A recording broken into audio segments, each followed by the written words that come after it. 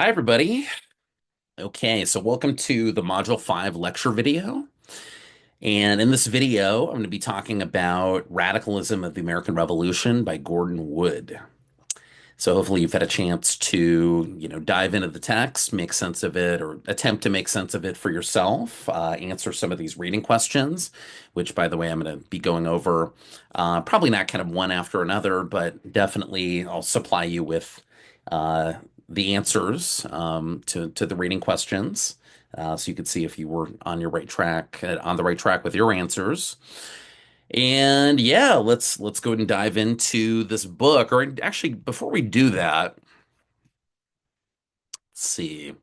So let me start with our essay two prompt, second essay prompt on the consequences of the American Revolution.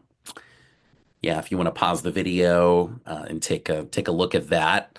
So yeah, the for this module, for module 6, and for module 7 as well, we're going to be focusing on essay number 2, which does not deal with the aim or aims, objectives of the revolution. Now we're moving on to the consequences, the effects of the revolution. So the question here is, what was the American Revolution more radical, conservative, or some combination of both in its ultimate outcome, effects, and legacy?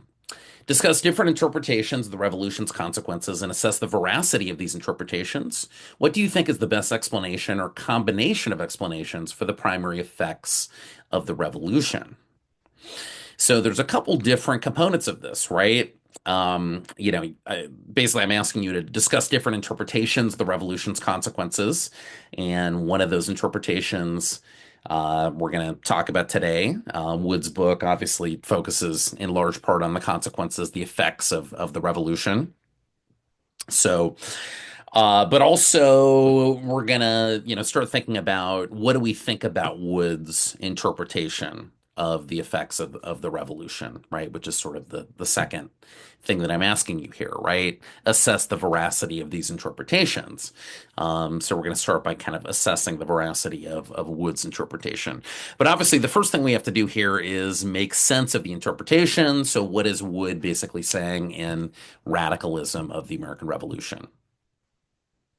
Okay.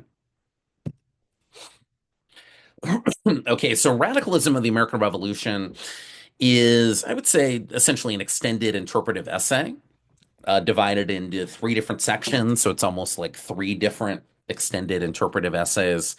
So the first section is on monarchy, the second section is on republicanism, and the third section is on democracy.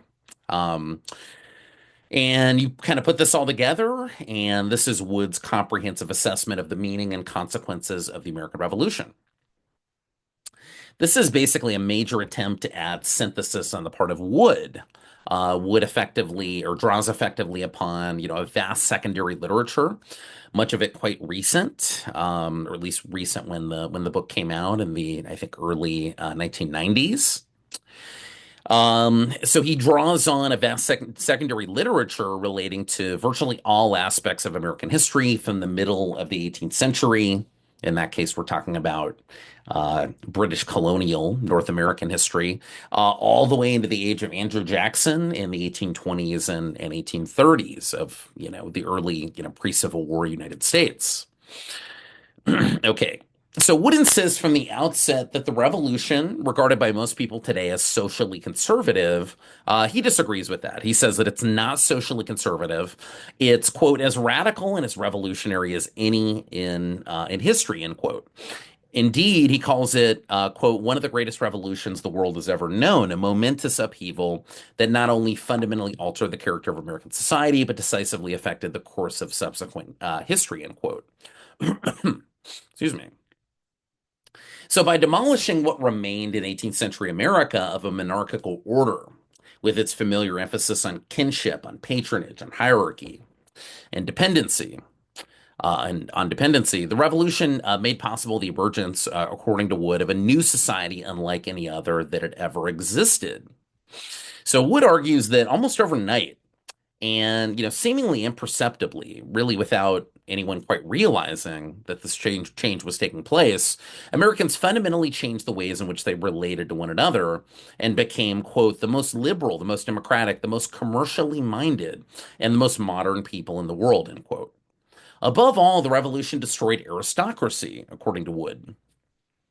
Again, the revolution destroyed aristocracy, quote, as it had been understood in the Western world for at least 2 millennia, end quote. That's kind of an introduction into Wood's basic interpretation. So the revolution was radical, argues Wood. But in what ways was it radical? In what sense was it radical? How so, right? Well, Wood says the revolution was radical in the sense that it had radical consequences, radical effects. But again, in what sense did it have radical effects? So Wood argues that rather than reordering society materially, the revolution changed how people built and saw their relationships with other people. So again, Wood argues that rather than reordering society materially, the American Revolution changed how people built and saw their relationships with other people. So the revolution was not really economic. It didn't produce a dramatic economic change, right? It didn't dramatically economically reorder society. Um, and Wood doesn't even really emphasize the political changes that it wrought, although he does discuss those, especially within the context of universal white manhood suffrage of the early 19th century. We'll talk more about that. Really, Wood focuses on the social changes wrought by the revolution.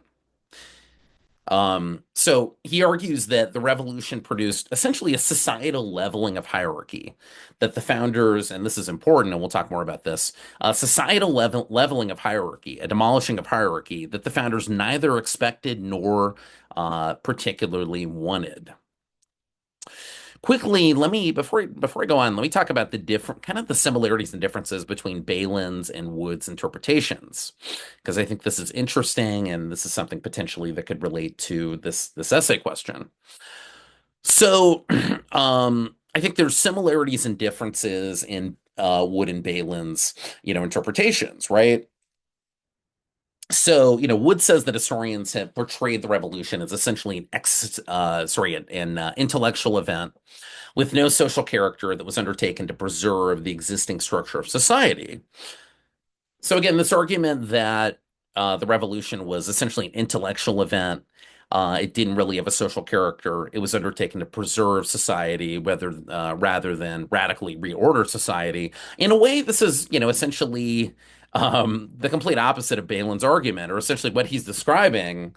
Wood is saying other historians are saying that the revolution was, about ideas. It was an intellectual event. It didn't really have a social character, and more than anything, it was uh, undertaken to preserve society. Again, that's essentially Balin's.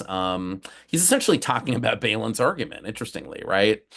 So if you think about it, Balin, as we talked about in our discussion in my Module 1 lecture video, um, Balin's argument is that a change had already taken place in American society, kind of imperceptibly, over the course of the uh, 17th century into the 18th century, all the way up to the beginning of the imperial crisis in the 1760s and 1770s, right? So Balin essentially argues that American society had become significantly um, uh, republicanized.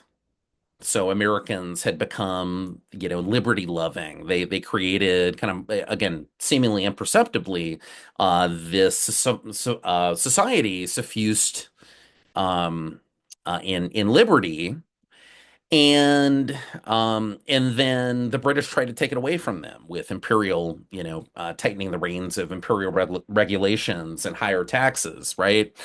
I think Wood doesn't totally disagree with that, but it's important to point out that Wood, in his emphasis, as we'll talk more about in a second, with his emphasis, especially in the first third of the book, on how American, North American British colonial society prior to the Revolution was in many ways a hierarchical society. was a society with a lot of dependency, was really a pre-modern society, right? So in that sense, by emphasizing that, he really parts ways with Balin, right? So again, Balin is really arguing that the revolution was intended to preserve this significant republicanization that had already taken place, right? This Republican revolution that had already taken place. On the contrary, Wood argues that this Republican revolution had not taken place prior to the revolution. It was the revolution itself that ignited this Republican revolution. Um, and of course, that's not the only aspect of Wood's argument. His argument kind of goes on from there, and we'll talk more about that. Now, I would say in terms of the idea that the revolution was more about ideas than it was interests, right? And really a rejection of the old interest-based interpretation of the revolution that these appeals to power corrupting liberty and slavery and seeing corruption lurking behind every corner was just, clever propaganda um, meant to, uh, obscure how elites were propelling this revolution to kind of serve their own narrow economic and political interests. Both Wood and Balin disagree with that, right? So Wood and Balin, somewhat agree and somewhat disagree at the same time.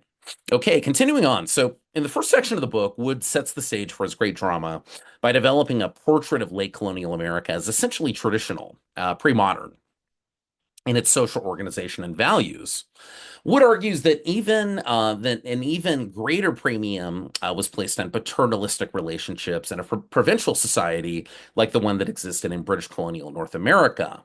Um, and that this society was still defined overwhelmingly by the experience of dependency. He really emphasizes this idea of this description of colonial America as uh, a place where there was a lot of dependency, and we'll talk more about that. So, why was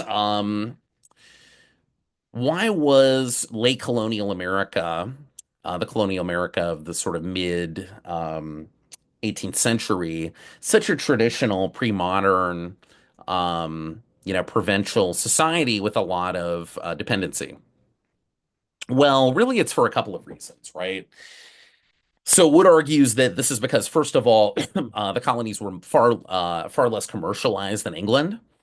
And he also argues that this was the case because the scarcity of labor produced much harsher and more humiliating forms of servitude. And let me just stay on this point for a second. I think it's interesting.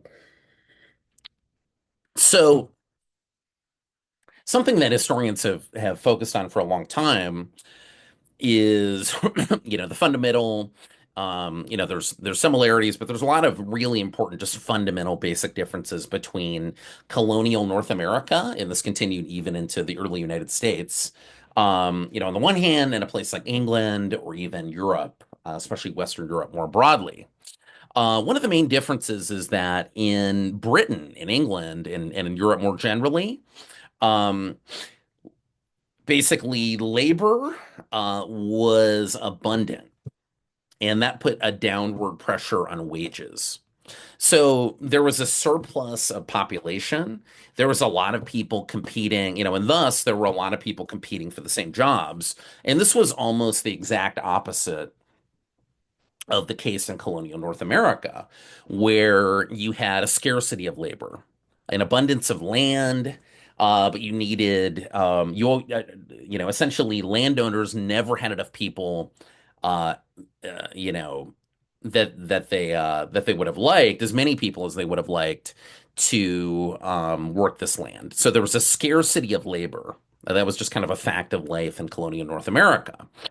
Now, when you have a scarcity of labor, that can work out kind of positively or negatively from the position of from the vantage point of the laborer. I think in our modern society of the 21st century, we tend to think that, and there's a lot of truth to this, that redounds to the benefit of the laborer, right? So if there's, as opposed to being 100 people competing for the same job, if there's almost no one willing to do a job, then if I'm maybe willing to do it and I'm qualified to do it, right? um if I have the potential to do this job well, then that's going to put an upward, pressure on wages, right? I'm going to be able to essentially name my price.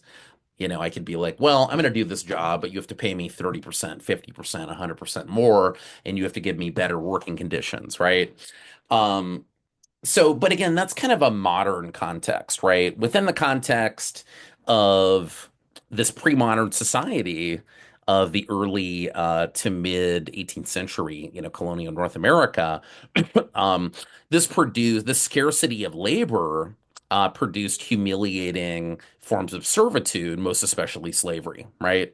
So one of the reasons why slavery flourished, especially in the southern colonies, but even as I think Wood talked about, it existed even in the northern colonies in colonial America. Although after the Revolution, it was on its way out, and we'll talk more about that.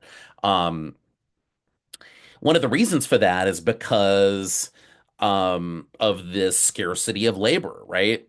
So if there were an abundance of laborers who really didn't have to pay a whole lot of wages um, to do the same job that a slave could do, then you're not going to bother dealing with slave traders. Purchasing slaves was actually quite expensive in most cases, right? There were chances of, slave runaways, that they could run away, they could die, and you could be out of um, uh, essentially, your investment in a human being, um, could turn out to be, a lost investment, right? So, and again, this is outside of all of the, from our perspective in the 21st century, we look at slavery as just morally abhorrent, but again, there's economic aspects to it that you really have to keep in mind here. Um, so basically, the point is that the scarcity of labor really encouraged humiliating forms of servitude. And This existed not just in the South, but in the North. In some cases, these humiliating forms of servitude certainly constitute what we would call slavery and what they called slavery within the context of colonial North America. In other cases, you had, indentured servants, where it's sort of debatable whether that constituted slavery, but whether it did or not, it was a humiliating form of servitude, right? And basically, this case of uh, the existence of the situation of the scarcity of labor encouraged landowners, encouraged employers to invest a lot of time and energy and to go to great lengths to um, uh, perpetuate various systems of servitude that were particularly humiliating, right? And created a lot of distance between employer and employee, right? And so basically, Wood emphasizes that and says that affected relationships between people in general, and that created a culture in the British North American colonies prior to the Revolution that was highly paternalistic and highly pre-modern in terms of its social organizations and values, right? Almost feudal in a certain sense. Okay, so the fundamental social division in late colonial America, as everywhere in the Western world, was the distinction between extraordinary and ordinary people, gentlemen and commoners, the leisured few on the one hand and the laboring many on the other hand. Two groups who were customarily perceived as substantially different kinds of human beings. And by the way, this is the first reading question, which asks, yeah, what was the fundamental social division in late colonial America? So again, the fundamental social division was between extraordinary and ordinary people, between gentlemen on the one hand and commoners on the other hand, um, who weren't just considered different in terms of their, upbringing, education level, etc. They were considered two totally different kinds of human beings. And really, in the case of slaves, they were considered not really human beings at all, right? So Wood really emphasizes the idea that, precisely because this social fault line was part of a distant, now largely monarchical world, now largely lost monarchical world of political and social experience. Wood believes it is virtually impossible for us moderns, those of us in the 21st century, to recapture its strength and its significance. So Wood thinks that Wood argues that we can try and understand, but it's really really difficult to understand how this social distance between extraordinary and ordinary people, between the leisured few and the laboring many. Certainly, we in 21st century America, we understand that class matters and there's differences between the classes, right? Um, and but basically equality has won out in American culture, and of course, this is Wood traces this back to the aftermath of the revolution, and we'll get to more about that. But because we live in a culture that is so heavily democratized, and where equality has won out. If not economically, certainly socially and politically, it's really hard for us to recapture with any accuracy the distance, the significant difference in distance between extraordinary and ordinary people, between gentlemen and commoners that existed in, let's say, 1755 in a place like Virginia or in a place like Massachusetts. That's Wood's point. But he argues that that's what he's trying to have us do, right? That's what we must do if we're going to grasp the radicalism of the revolution that changed human history by breaking, along with the actual social ligaments of patronage and of kinship, the tenacious habit of humility among plain ordinary people. So it's hard to imagine this lost world of social difference, this pre-modern, um, almost sort of medieval feudalistic world, but he's trying to get us to, he's trying to recapture this world for us.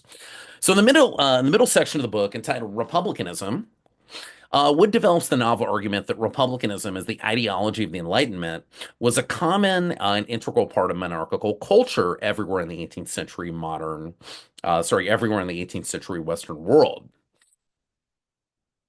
This quote, republicanizing a monarchy had proceeded furthest in England's North American mainland colonies, Wood argues, where it inspired a generation of revolutionary leaders with a breathtaking vision of a republic in which love and benevolence would replace fear and favor as social adhesives. So, what is the republicanization of monarchy? And this is the third question among our six reading questions. So, what does the republicanization of monarchy refer to? Well, if we're going to understand the republicanization of monarchy, first of all, you have to understand what republicanism refers to. Let me go back to, um, all right, let me go to Wood's other book, our course textbook, page 93. So you could just listen to me say this out loud, or you could look at this on your own. But again, I'm on page 93 of chapter 5, Republicanism, where Wood talks about, pretty directly what he means by what is meant by republicanism. So again, page 93, chapter 5 of our textbook, he says, Republicanism struck directly at the ties of blood, kinship, and dependency that lay at the heart of monarchical society. In a monarchy, individuals were joined together as in a family by their common allegiance to the king. He goes on to say that to be a subject was, in fact, to be a kind of child, weak and dependent, sinful and lacking in self-restraint. Monarchies based on the presumption that human beings were corrupt had persisted almost everywhere for centuries because they offered security and order. Left alone and free, people, it was assumed, would run amok, each doing what was right in his own eyes. So, Wood is basically saying that, in a monarchical society, the kind of society that existed in the mid 18th century, colonial America prior to the Revolution, this kind of society was characterized by, or really, it was assumed that People weren't citizens, they were subjects. People, if left to their own devices, were, self-interested and essentially selfish. They were incapable of doing what was in the best interests of society at large, the common good. And essentially, this dazzling array of titles and rituals and ceremonies, and most especially the awesome power of monarchy, of the king, um, of the state, was meant to keep these, selfish subjects in line, right? And to keep order in society. Republicanism challenged all these assumptions and practices of monarchy. Wood goes on to argue. He goes on to say republics, excuse me, demanded far more morally from their citizens than monarchies did of their subjects. Republics lacked all the accoutrements of patronage and power possessed by monarchies. If republics were to have order, it would come from below, from the people themselves, from their consent and their virtue, that is, from their willingness to surrender their personal desires to the public good. And he goes on to say that, republics, central to this idea of republicanism, creating a republican society, was basically the people at the helm, the men at the helm of republican society, had to be, essentially enlightened gentlemen, who were property owners and thus had a stake in society, number one. And number two, men who were capable of sacrificing their own personal interests for the broader interests of society, for the common good. Um, Under the assumption that most people, especially people without property or basically without money of any significance, they were incapable of sacrificing self-interest for the good of society. So that's republicanism, according to Wood. So what is meant by the republicanization of monarchy? So again, what was meant, or what does Wood mean by the republicanizing of monarchy? The republicanizing of monarchy. Sorry, one second. So the founders attempted to temper the rigidly hierarchical aspects of monarchical government, according to Wood, while leaving room for rule by enlightened leaders like Thomas Jefferson, for example. So this process was aided by a demographic boom in the second half of the 18th century and an opening up of new territory to the West, according to Wood. So this republicanizing impetus, Wood argues, seeped into all kinds of social relationships, not just, political, didn't just affect things politically, or didn't even primarily affect things politically or economically. Uh, Again, the radical change really happened socially. So again, this republicanizing impetus seeped into all kinds of different social relationships. For example, the relationship between parents and children. So family relationships were republicanized, according to Wood. The relationship between creditors and debtors was significantly republicanized, according to Wood. And the idea was to kind of create a better balance, what was assumed to be a better balance between liberty and order. So, the founders really assumed that monarchical society sacrificed liberty in order to maintain order, right? And so the idea was to kind of reshuffle the deck and more um, and create a better balance between um, two very important things: freedom, liberty on the one hand, and order, security on the other hand. So basically, the founders wanted to replace monarchy with a government led by disinterested, educated gentlemen. So the fight against Britain stirred the political imagination, Wood argues. This is page 178. He says, quote, suddenly in the eyes of the revolutionaries, all the fine calibrations of rank and degrees of unfreedom of the traditional monarchical society became absurd and degrading. The revolution became a full-scale assault on dependency, end quote. Again, that's page 178. So Wood argues that a new goal, independence from England, provoked a new vision. So this is page 213. Page 213, Wood says, quote, at the height of the Patriot Frenzy in 1774, to, into 1775 and into 1776 with the Declaration of Independence, many of the revolutionaries wanted nothing less than a reconstruction of American society. Enlightenment hopes for the civilizing effects of natural sociability made the Republican Revolution, quote, the greatest utopian movement in America, end quote. So the founders basically wanted a society of enlightened leaders capable of sacrificing their personal interests for the common good. The central feature of classical republicanism. Again, this ability of kind of a natural aristocracy, a higher, level of individual to sacrifice their individual interests for the common good of society. So that's what was meant by the republicanizing of monarchy, right? But Wood argues the time would not stand still for the cultivation of sort of a modern civic humanism, right?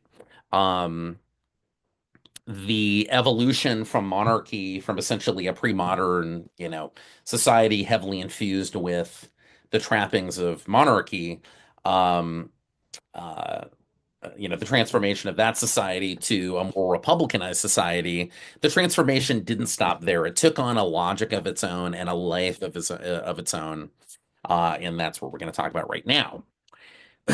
um, so the republicanism wrought by the revolution, Wood argues, gave way to the age of democracy. So again, the republicanism wrought by the revolution gave way to the age of democracy that flowered in the late 18th and especially in the early 19th, early 1800s of the early United States. Humming in the background of American society, as well as behind Wood's analysis, were, quote, the same dynamic forces at work since the middle of the 18th century. Population growth, population movement, and also commercial expansion. So the population grew after the revolution significantly and quickly. Um, the population moved, especially to the west. People moved to the west, and that was an important aspect of the sort of democratization of republicanism, is one way you could characterize it. And also, commerce expanded, commercial society flourished, and we'll talk more about that. So the conflict that began by pitting patriots against courtiers became a contest essentially between Democrats on the one hand and aristocrats on the other hand, only to end in the Jacksonian era with the consensus that harmony could and would emerge from the scramble for wealth from a populace of single-mindedly ambitious individuals. So essentially, Wood is arguing that the same forces that drove American independence and killed monarchy in the English North America and the early U.S., population growth, population movement to the West, especially, and the burgeoning commercial society of industrialization, banks, paper money, controversial financial practices like speculation, etc. All of these factors and developments and events also killed the society that the founders wanted. Republican society featuring rule by enlightened leaders like Thomas Jefferson and James Madison, right? And this is essentially the irony that I'm referring to in question four. So in the fourth question, I asked, what was ironic, according to Wood, about monarchy being republicanized? So what was ironic about it? Well, just like basically the same forces that republicanized monarchy, right? Democratized republicanization, right? Again, those forces, according to Wood, were commercial society, the burgeoning of commercial society, population growth, and population movement. So, what emerged in the early 19th century was essentially a materialistic entrepreneurial democracy, featuring a market revolution or the flourishing, basically, of a modern commercial society with banks, with a proliferation of banks. By the way, a few banks existed in colonial North America, but really in the early 19th century, you have a proliferation of banks, especially in the American frontier. You have the flourishing of paper money, banknotes, basically, financial practices like speculation, modern factories, industrialization. You also have the beginning of or the emergence of Jacksonian democracy. So in the 1820s, most white men attain suffrage, which means basically the right to vote. And of course, this is limited to white men. So women don't have the right to vote. Native Americans don't have the right to vote. Certainly slaves or even freed blacks in most cases don't have the right to vote. But a society in which most or even all white men get the right to vote regardless of their social standing or regardless of their property qualifications is a significant change, right? That's a significant move towards democratization, towards democracy. You also have the Second Great Awakening. I'm not going to go into too much detail about that. That's a vast topic. But the Second Great Awakening really is characterized by the significant democratization of Christianity around the same time. And also you have the politics of the early 19th century, in which um, this old mode of politics in which disinterested gentlemen um, kind of steered the ship of state in the interest of the common good, in the broader common good of society, whatever that meant, right? That mode of politics gave way to highly factionalized and boisterous mode of politics in the 1810s and 1820s and into the 1830s that made a mockery of notions of enlightened statesmanship, right? So you have basically factions, basically groups of interests that, whether they're organized based on economic interest or based on regions of the country, um, who, you have people, and this is actually what I study, my area of research interest, but you have, for example, advocates of free trade, you have advocates of protectionism. Opponents of free trade, basically. You have advocates of the Second Bank of the United States. You have opponents of the Second Bank of the United States. And essentially, many, not all, but many of those people are in it, uh, are in that fight, are engaged in these debates, not because, in many cases, they claim some kind of broader, they claim to be speaking for the broader interests of American society, but it's pretty clear what's motivating them is naked self-interest, economic interest in many cases, right? They're factory owners who want higher tariffs to protect their factories, what their factories produce against the competition of British imports, right? Which could put them out of business or make their, cause their profits to dwindle, right? So it's pretty clear that there's naked economic and other interests at play here. And that becomes a really part and parcel with, the way American society or American politics evolves in the 1810s and the 1820s and the 1830s. It's a democratization of politics. And it's a move away from the Republican vision of politics that the founders really wanted. Um, so, in other words, according to Wood, egalitarianism, equality, basically, won out over the founders' vision of disinterested gentlemen kind of steering the ship of state wisely by suppressing their personal interests in favor of an overriding concern for the common good. Okay. So, lastly, let me talk about some potential problems with Wood's interpretation. Um, and again, these are just kind of my ideas. You're free to come up with your own ideas here, but uh, so Wood presents a transformation. I think convincingly presents a transformation in American society, or what began as colonial North American society and continued into revolutionary American society and all the way into early United States pre-Civil War American society. So this transformation from, a society of dependency and, essentially a pre-modern monarchical society to a republican society, finally to a democratic society, I think is pretty convincing, right?